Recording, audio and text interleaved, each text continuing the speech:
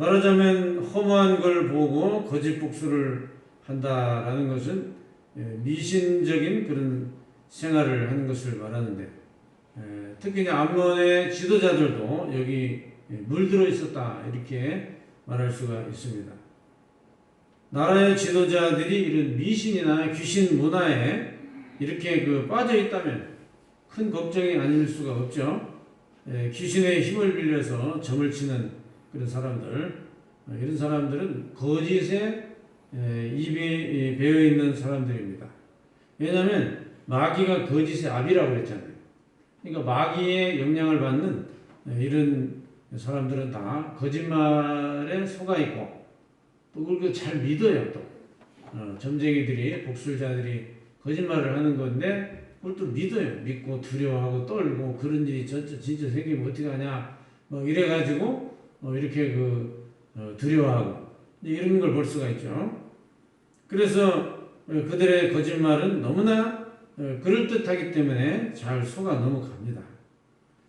우리가 하나님을 믿는 신앙과 말씀으로 무장하지 않으면 이런 거짓된 점술, 이런 데 미혹을 받게 된다는 것입니다. 지도자들이 이렇게 흔들리면 따라가는 백성들도 같이 망할 수밖에 없는 것입니다. 그리고 너를 중상당한 악인의 목 위에 둔다 이렇게 예언을 했습니다. 여기 중상당한 악인은 누구냐? 유태인들을 가리키는 겁니다. 유태인들. 근데 중상당한 악인의 목 위에다가 또 그들을 둔다. 이게 무슨 말인가? 유대인들이 엎어져 죽은 거기에 아몬 사람들도 같이 엎어 죽는다. 그러니까 한 사람이 엎어져 있는데 거기 하나 더 엎어지는 거예요. 말하자면 그런 형국을 얘기하는 겁니다. 그러니까 암몬도 망한다. 이제 그런 이야기를 이렇게 표현해서 말하는 겁니다. 그리고 죄악의 마지막 때가 이르렀다 그랬습니다. 죄악의 마지막 때, 즉 하나님의 심판이 임하게 됐다는 것입니다. 하나님도 인내의 한계가 있기 때문에 우리는 거기까지 가면 안 되는 거죠. 회개를 해야 되죠. 참 감사해요. 그래도 하나님이 항상 우리에게 회개할 수 있는 출구를 열어놨기 때문에 정말 감사한 거죠. 사람은 잘못될 수 있어요.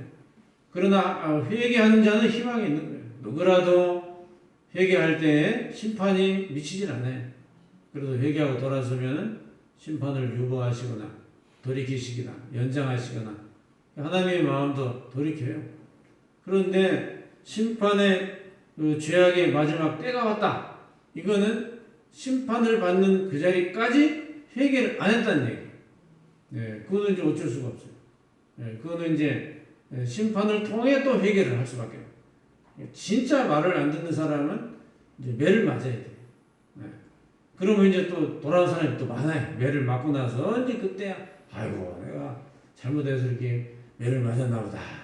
그러다 이제 돌아와요. 그럼 또 감사한 거지. 매를 맞고라도 돌아오면 감사한 거. 근데 매를 맞고도 안 돌아와. 그건 나는 몰라요. 그거는 뭐 내가 어떻게 설명해야 돼. 그거는 이제 하나님이 끝까지 회개도 안 하고 매를 맞고도 회개도 안 하고 그럼 뭐 어떻게 하겠어요. 계속 맞아야지 뭐지. 자, 그리고 이제 30절에 칼을 갖다 칼집에 꽂아라. 이렇게 말을 했어요. 이것은 무슨 얘기겠어요? 칼을 갖다가 칼집에 꽂으면 전쟁하지 말라는 얘기죠. 칼을 빼라 그래야 되는데 칼집에다 칼을 꽂으라. 그러니까 바벨론하고 전쟁이 벌어졌을 때 싸우지 말라는 거예요. 아예 바벨론하고 붙어가지고 전쟁할 생각을 아예 하지 말라는 거예요. 그냥 항복을 하고 아주 이제 손 드는 게 피해가 적다 이거죠. 그러니까 이 싸울 거냐 항복할 거냐 이것도 판단을 빨리 잘해야 돼요. 이 전쟁이라는 거는요 참 참혹하고 무섭잖아요. 그런데 이길 수 있다는 이 확신과 자신감을 가지고 반드시 싸워서 이길 수 있을 때 우리가 싸워야 되고요. 도저히 안 될 전쟁은 빨리 포기하는 게 좋습니다. 그래야 피해가 덜한 거예요. 국민이 덜 죽잖아요. 자, 그런데 이것은 이제 하나님이 그 작정한 심판이기 때문에 예, 이제 어쩔 수가 없어요. 그러니까 칼 빼면 안 돼요. 이때는 항복하는 게 좋습니다. 이 무지막지한 전쟁을 일으키는 이 잔인한 사람들하고는 신중히 잘 생각을 해야 돼요. 자, 예를 들어 봅시다. 지금 이제 러시아와 우크라이나 전쟁이 났는데 그 과거에는 어떻게 됐냐? 과거의 2차 세계대전을 돌아보면요. 러시아 군인들이 얼마나 잔인한지. 이 러시아 사람들은 움직이는 건 다 죽여라. 이게 그들의 오래된 전쟁 전통입니다. 민간인 절대 사정 안 봅니다. 러시아는 원래부터 민간인 다 죽입니다. 민간이고 군인이고 자기 눈에 끈적거리는 건 다 죽여버려요. 그게 러시아 군대예요. 2차 세계대전 때 그렇게 했어요. 그러니까 독일군이 하도 질려가지고 이제 코너에 몰려가지고 우리가 이제 항복을 안 하면 안 될 지경이 왔다. 그러면은 이 독일 사람들이 러시아 쪽에 가서 항복을 하는 게 아니고 미국 쪽에 가서 항복을 했어요. 왜? 미국 쪽에 가서 항복을 하면 포로들은 죽이지는 않거든요. 러시아 쪽에 가서 항복하면 어떻게 될까요? 살려줄까요? 다 죽여. 그러니까 항복할 필요도 없어. 러시아 사람들한테 항복해봐야 다 죽여버리기 때문에 미국과 소련이 그때는 또 한편이었으니까 러시아는 좀 늦게 참전한 거고 그래서 이제 그 정도로 잔인하다는 게 러시아 사람. 근데 지금도 그러는 것 같아요. 그죠? 우크라이나 전쟁을 지금 하는데 민간인들도 그렇게 죽이대요. 민간인 죽이면 안 되는데 그거는 어떤 전쟁의 하나의 그 룰인데 그렇게 민간인을 폭격하고 다 부시고 다 죽이고 눈에 띈 대로 다 죽이면 그 어떻게 되겠습니까, 여러분? 그 정말 잔인하죠. 그러니까 여러분 참 이런 이제 국제적인 이런 문제를 보면 생각하는 게 있어요. 그게 뭐냐면 반드시 싸워서 이길 수 있는 준비를 해야 됩니다. 전쟁이 나면 안 도와줍니다. 우리 6.25 때 유엔군 용어는 하늘의 기적입니다. 그거는 세계 역사에 전무후무한 일이에요. 유엔군이 파견이 돼가지고 전쟁을 한 이 전쟁은 6.25 전쟁이 유일한 전쟁이에요. 그 전에도 없고 후에도 없어요. 안 돼요. 상임이사국 이 5나라에 중국과 소련이 있기 때문에 그 군대를 보내서 전쟁을 하자. 이 결의가 안 됩니다. 그렇기 때문에 유엔 군대가 온다는 건 불가능한 얘기예요. 그러니까 여러분 우리나라의 경우는 진짜 하나님의 기적으로 나만 이게 반쪽이라도 우리가 살려놨기 때문에 지금 이만큼 여기 사는 거예요. 그때 만약에 아무도 안 도와주면 우리끼리 싸우면 지는 거죠, 우리가. 지금도 김일성 만세하고 우리 지금 살아야 돼요. 그러니까 여러분, 이 냉정한 거예요. 국제사회는 아주 냉정합니다. 그러니까, 누구하고 붙어도 우리가 지지 않는다 하는 그런 그 준비를 하고 살아야 돼요. 그 준비가 안 돼 있으면 당합니다. 우크라이나 보세요. 옛날에 핵무기가 거기 있었거든요. 근데 그 철수하는 바람에 그 꼴 나는 거예요. 핵무기를 가지고 있으면 러시아가 공격 못 하죠. 한 방 날아가면 끝나는데. 그런데 그거를 국제사회에서 하도 이제 우리가 그럼 책임져 줄게. 우리가 잘 보호해 줄 테니까 핵무기 철수해. 그 갖고 있으면 위험해. 보세요. 지금 이제 어쩔 수 약속 지킨다고 무기를 많이 주고 그러지만은 국민이 다 죽고 있는데 지금 참 보통 일이 아닙니다, 여러분. 이렇게 전쟁은 참 무섭습니다. 그래서 이게 이제 하나님이 일으킨 전쟁이라고 만약에 할 때는 이게 더 큰 참 무섭습니다, 이게. 31절에 내 분노를 쏟는다 그랬죠? 또 짐승 같은 자, 멸하게 익숙한 자의 손에 넘긴다 그랬어요.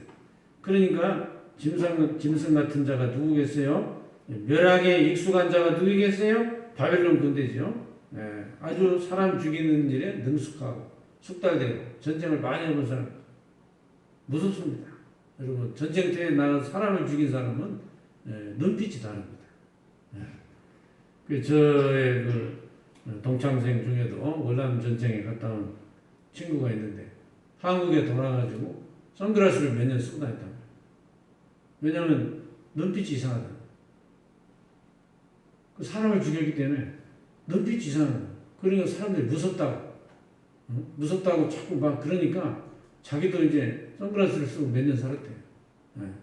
자기도 모르게 사람을 죽이면 살기라는 게 살기. 눈에서 빛이 나요. 무서워요. 그러니까 이게 트라우마가 오래가요. 죽인 사람도 그것 때문에 평생을 악몽 속에 살아야 되고, 또 당한 사람, 전쟁에서 진 사람들도 얼마나 그 정신적인 피해가 큰지, 그게 뭐 심리학적으로는 20년을 가야 된다 그래요. 전쟁이 나고 한 20년쯤 흘러야 그 치료가 된다. 그만큼 무섭습니다. 그 전쟁이 나면 이게 정상적인 생활이 어려워지고 완전히 황폐화되는 거죠. 정신도 황폐화되고 사람들이 정상적인 이 사고를 갖지는 못해요. 그러니까 우리도 이제 옛날을 돌아보면 그래요. 우리 어렸을 때 뭐하고 놀았나? 우리 어린 시절에 무슨 놀이를 했나? 이렇게 돌아보면 맨 전쟁 놀이 있잖아요.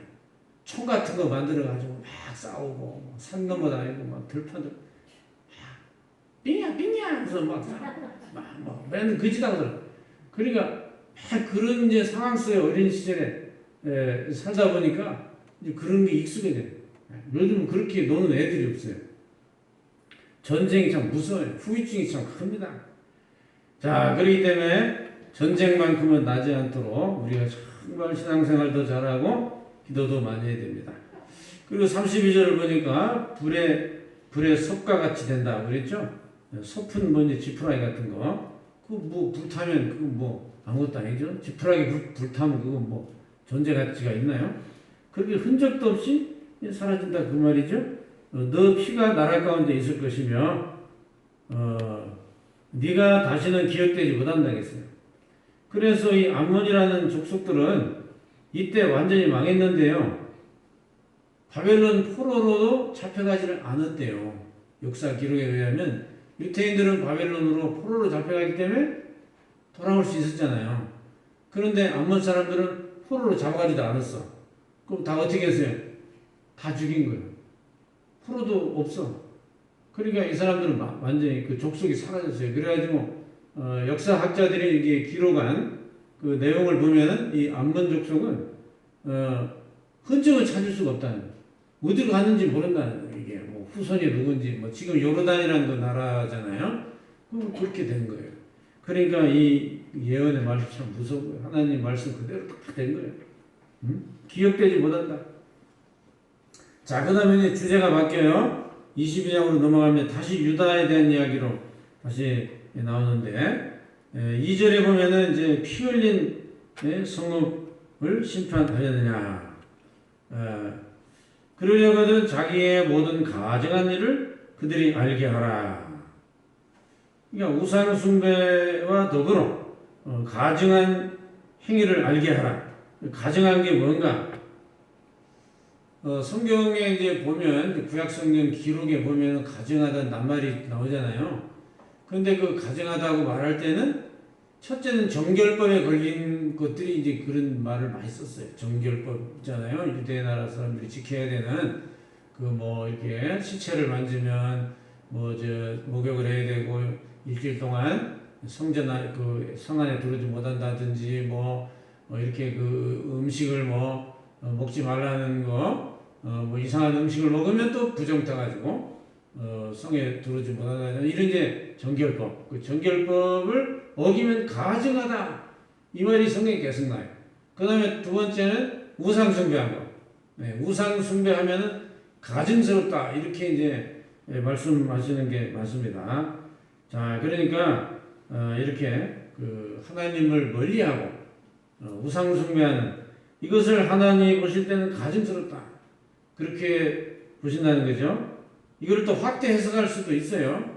그러니까 우리가 하나님 나를 볼 때 진실되게 볼 것이냐, 좀 가증스럽게 볼 것이냐, 이렇게 우리가 판단을 해볼 때 진실하게 살아야 되겠다 라는 거를 우리가 이제 깨달을 수가 있죠. 그래서 우리는 평생 동안 회개하는 마음으로 살아야 돼요. 하나님 보시기에 양심을 지키고 또 정직하게 살고 정결하게 산다는 건 맞는 말인데 지키기는 진짜 어렵구나. 인간이 죄가 많고 미혹이 심하여 참 하나님 뜻 가운데 선다는 게 어렵습니다. 그래서 우리는 순간순간마다 정신을 차려야 돼요. 정신 안 차리고 있다가는 어느 순간 내가 잘못될지 나도 모르는 거예요.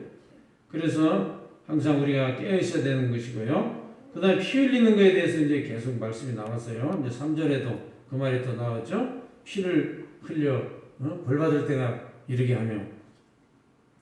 자, 피를 흘렸다는 게 무슨 말인가?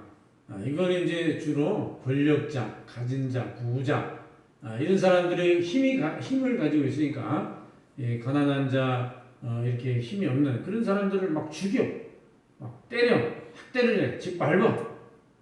꼭 뭐 피를 안 흘려도 피눈물을 흘린다는 말이 있는 것처럼, 자기들의 힘을 가졌다고 해서 막 힘없는 사람 막 짓밟아. 여기에 대해서 하나님이 가만 안 두겠다는 거예요. 그러니까, 우리가 이제 참 다행이죠. 우리는 힘이 없어가지고, 당할 때가 있잖아요. 힘이 있다고 해가지고 우리가 당할 때가 있는데 억울하죠. 억울하고 분통이 터지고. 그렇지만 여러분, 하나님이 살아 계시니까 희망을 가지세요. 그런 사람들 하나님이 가만히 안 둔다고 했어요.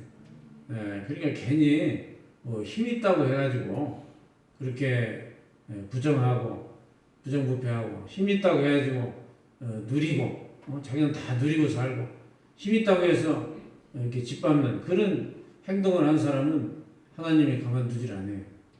그리고 우리 민주주의 사회니까 또 우리가 이제 법으로 이렇게 억울하면 가기도 하고 그러죠. 어쨌든 피 흘리는 일에 대해서 하나님이 분노하신다는 걸 알 수가 있고 또 4절도 그렇죠. 내가 흘린 피로 말미암아 죄가 있고 또 그 얘기 또 나왔어요. 그리고 이제 우상 얘기가 또 나옵니다. 그래서 이것이 이제 연한이 찼다 그랬습니다. 그리고 이방의 능력을 받으며 만국의 조롱거리가 되게 한다. 사실 뭐 이스라엘 백성 그 뒤에는 하나님의 명예도 있잖아요. 그런데 하나님의 명예를 이렇게 좀 생각하지 않고 그 택한 백성을 이렇게 한번 때려준다. 그렇게 할 때 이제 모르는 사람은 볼 때 하나님을 믿는 저 사람들이 왜 망했냐, 하나님이 어디 계시냐 또 이런다니까. 그 내용을 모르니까 그들이 잘못해서 매맞는 거는 이제 모르고 이제 하나님이 보살펴 주시고 하나님이 복을 줘서 잘 살아야 되는데 그 하나님이 어디 계시길래 저 나라 저렇게 망했느냐 이렇게 이제 얘기들을 하니까 하나님 명예도 좀 좋지는 않죠. 하나님을 믿는 사람이 복받아 잘 살아야 아이고 뭐 우리 하나님한테 복을 받아 잘 사나 보다 이런 얘기를 하면 하나님도 그 명예가 자기한테 돌아오니까 좋은데 그냥 이런 걸 생각하면 하나님도 좀 봐줘야 되는데 그렇지 않은 거예요. 하나님 명예가 더럽혀져도 그들을 한번 때려줌으로써 진정한 회개